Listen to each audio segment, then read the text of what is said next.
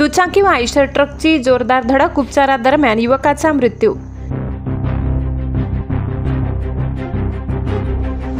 नवापूर तालुक्यातील वडदा गावाजवळ काल 4 सप्टेंबर संध्याकाळी 4:30च्या सुमारास झालेल्या भीषण अपघातात कुकतार तालुका धडगाव येथील 20 वर्षीय युवकाचा मृत्यू झालाय। या अपघातामुळे परिसरात हळहळ व्यक्त होत आहे।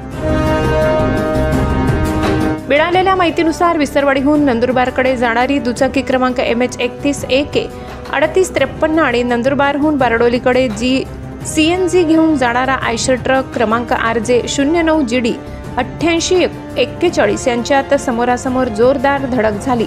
यामध्ये दुचाकीस्वार राजेश भगतसिंग पटले वय 20 राहणार कुकतार तालुका धडगाव गंभीर जखमी झाले।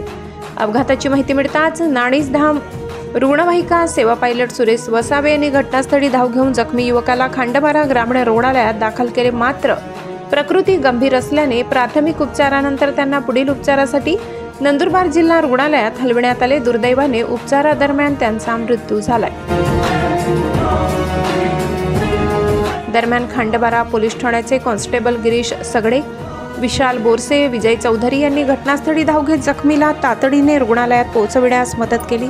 अपघाताचा पुढील तपास पोलिसांकडून सुरू आहे। पुरुषोत्तम अहिरराव, नजरबाज न्यूज, खांडबारा।